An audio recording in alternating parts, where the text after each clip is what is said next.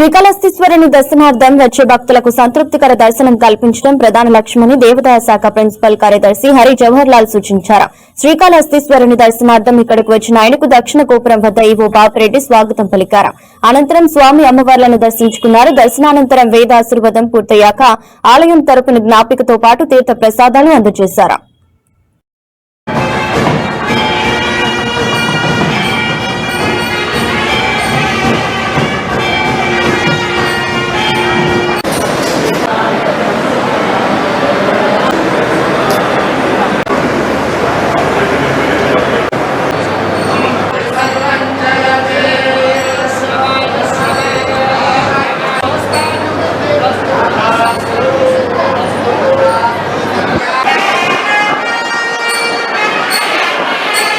ఎంపీలు, ఎమ్మెల్యేలు, ఎమ్మెల్సీలు, ఉమెన్ ఎంపవర్మెంట్ రావడం జరిగింది.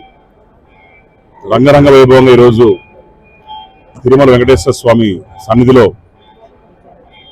ఈరోజు మహిళా శక్తి గురించి మనందరం రావడం కూర్చోవడం అనేది నిజంగానే పూర్వజన సుకృతం అనుకోవచ్చు. 2 రోజుల కార్యక్రమం తర్వాత ఈరోజు మరి ఎవరైతే ఓం బిల్ల గారు ఉన్నారు, అయ్యన్న పాత్ర గారు, త్రిపులార్ గారు, రాజు గారు, దాని తర్వాత డిప్యూటీ స్పీకర్ లోక్సభ గారు ఈరోజు రావడం జరిగింది.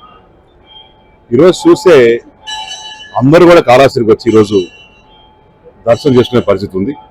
దాంట్లో ఒక 20-30% మరి రాలేకపోయినా నేను ఒక ఆలోచన చేసి మన ఈశ్వరుడే వాళ్ళ ఆశీర్వదించాలో వాళ్ళ దగ్గర పోవాలని చెప్పి మరి ప్రసాదాలు కావచ్చు, గురుమల్లం కాఫీ టేబుల్ బుక్ కావచ్చు, అట్టనే ప్రతి మహిళకి మన సొంతంగా కలంకారీ చీర ఇచ్చి, ఎందుకంటే ఆడవారికి ఏమి ఇచ్చినా చీర ఇస్తే అంత ఆనందం ఏం గుర్తుండదు, ఆ చీరలు ఇస్తే అది గుర్తుండదు, శుభశీర్చుకో.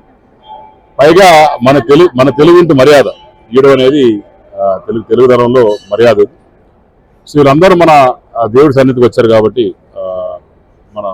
నా తరఫున అంటే బాబు గారి తరఫున, లోకేష్ గారి తరఫున, మా తెలుగుదేశం పార్టీ కుటుంబం తరఫున మరి ఈరోజు ఇవన్నీ కానుకలు వాళ్ళకి ఇచ్చి పంపించిన వెంటనే వాళ్ళ ఆనందానికి అద్దులు లేవు. పైగా ఈరోజు వచ్చిన వెంటనే ప్రతి ఒక్కరు అంటున్నారు గ్రేట్ ప్లేస్, అంటే చాలా దగ్గరికి వెళ్ళాము కానీ శానిటైజేషన్ కానీ లైటింగ్ కానీ ఇవన్నీ బ్రహ్మాండంగా ఉన్నాయి, చక్కగా చేస్తున్నారు అని చెప్పి అప్రిషియేట్ చేస్తుంటే మాకు కూడా చాలా ఆనందంగా ఉంది. ఎందుకంటే కష్టే ఫలి అంటారు, కష్టానికి తగ్గ ఫలితం వచ్చింది కాబట్టి ఈరోజు అందరూ పెడతారు. అట్లనే పొద్దున సుధా గారు రావడం నిజంగా నాకు ఆవిడంటే ఎనలేని ఇష్టం.